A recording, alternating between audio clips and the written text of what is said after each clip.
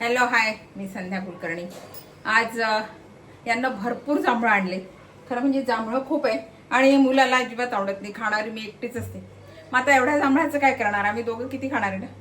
मग आता ज्यूस केलं तर पील बरं का नक्की, म्हणून मग ठरवलं की जांभळाचा ज्यूस करायचं। ते बघा भरपूर जांभळं आणलेत, अजून पण जांभळं आहेत, त्याच्यात मावत नाही म्हणून मी बाजूला ठेवले। जांभळं भरपूर आणलेत, मग आता याचं आणि छान आहे बरं का, इतके सुंदर जांभळे, मोठे मोठे आणि छान जांभळे। तर म्हटलं याचं ज्यूस करावा, तर याची रेसिपी दाखवते मी आता की जांभळाचं ज्यूस मी कसं करते।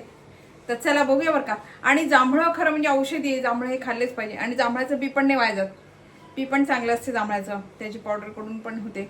हे जांभळाचं जसं आपण मी आता ज्यूस तर करणार आहे, पण जांभळ जर भरपूर असले आणि तुम्हाला जर साठवून ठेवायचे असले तर त्याचे साठवून पण जांभळ ठेवता येतात। म्हणजे 12 महिने आपल्याला केव्हाही आपल्याला ज्यूस लागतात आपण किंवा सरबत लागलं तर आपण करू शकतो जांभळाचं। म्हणजे जांभळं खूप औषधी विशेष म्हणजे। आणि यावर्षी ना जांभळं खूप लवकर आले, नाही तर पावसाळा सुरू झाल्यावर जांभळं येतात, पण या वेळेला खूप लवकर आले जांभळं। नाही तर जसं जसं पाऊस पडतो ना तसे मग ते छान पिकतात आणि हे करतात, पण यावर्षी खूप लवकर आले जांभळं। तर चला आता करूया बरं का, तुम्हाला दाखवते मी जांभळाचं ज्यूस कसं करते ही रेसिपी। हे बघा, हे जांभळं छान मी 2-4 पाण्याने धुतले बरं का। हे जांभळं आणि साखर आणि सेंदव मीठ, याला एवढंच साहित्य लागते। आता हे कसं करायचं तुम्हाला सांगते मी। हे बघा, हे जांभळं आहे ना, छान असे मी हे काढून घेते, बी काढून टाकते याचं सगळं। आणि हे सगळं असं बघा, हे सगळं असं काढून घेते आणि बी सगळं काढून टाकते। जांभळ थोडं जरी कच्चं असलं ना मग ते तुरट लागते, मग ज्यूस आपण करू ना तर ते तुरट लागत, म्हणून जांभळ केव्हाही असं छान पिकलेलं पाहिजे, मग ते तुरटपणा त्याचा राहत नाही, निघून जातो आणि जांभूळ छान लागते, म्हणजे ज्यूस छान लागते त्याचं, असं खायला पण चांगलं लागतं। तर लाल असलं ना जांभळं की समजून घ्या हे थोडंसं कचवट आहे, आणि मग ते कचवट तुरट खूप लागते, मग ते चांगलं लागत नाही। तर म्हटलं चला आता हे करायचंच आहे अनाशे ज्यूस, तर मग तुम्हाला रेसिपी पण दाखवावी आणि माझं ज्यूस पण होईल। आणि छान मोठे आहेत ना, छोटे छोटे असले ना की मग ते सुरीने असे काढता पण येत नाही। हे छान मोठे मोठे जांभळे आहेत, ते छोटे मग गावरान जांभळे असतात ना, ते गोल गोल जांभळे असतात, ते पण चवीला छान असतात। काही काही छोटे चवीला खूप गोड असतात।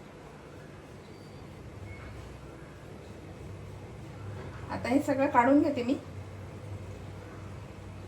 जांभळाचं हे आपण साठवून पण ठेवू शकतो, त्याच्यामुळे काही हे होत नाही। जांभळाचं विशेष म्हणजे डागच खूप पडतात, दुसरं काही नाही। एक तर जांभळाचा डाग पटकन निघत नाही कपड्यांचा, आणि जास्त पिकलेलं असते ना की थोडं जर हे केलं तरी डाग पडतो जांभळाचा।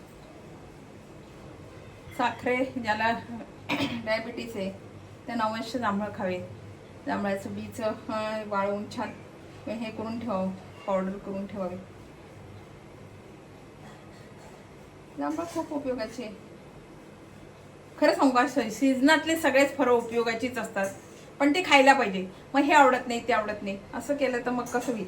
सगळे फळं खायलाच पाहिजे, फळं हे सीझनात येतात आणि त्या त्या सीझनाला ते हे असतात, त्याच्यामुळे ते खाल्लेच पाहिजे फळं। पण काही काही मुलं नाही खात, माझाच मुलं नाही खात, हे नको ते नको ते नको असं नाही आवडत फळ। काही काही इतके झालेले आहेत ना की मी हात जरी हे केला तरी ते मला कापायचं काम नाही पडत, ते निघून जातात। तेव्हा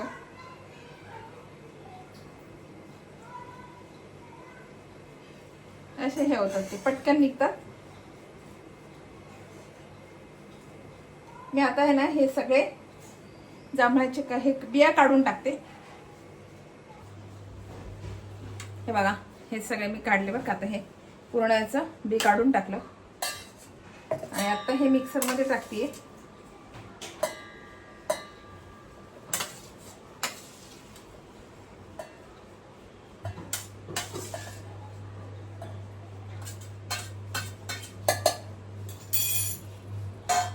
आणि साखर, आधी जांभळं खाऊन बघायचे, थोडंसं गोडसर असलं तर साखर कमी, नाही तर मग थोडंसं तुरट असलं ना तर मग साखर थोडी जास्त घालायची। आणि हे सेंदव मीठ आणि बर्फ. आता हे सगळं मी मिक्सरमधून काढते.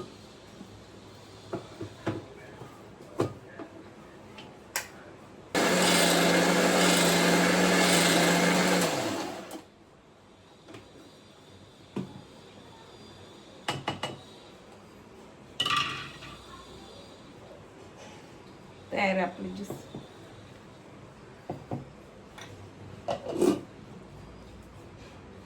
आणि आता बघा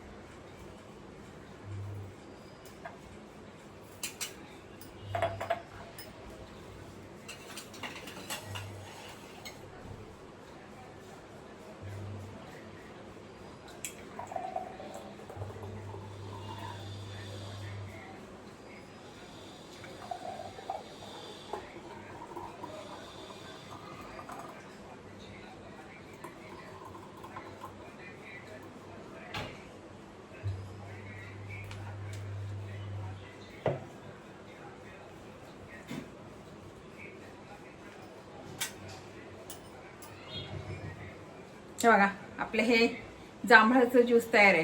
साधी सोपी रेसिपी आहे. ज्याला जांभळं आवडत नसतील ना त्याने ज्यूस करून प्यावं. कारण खरं सांगू का, जांभळं पोटात जाणं खूप गरजेचं आहे.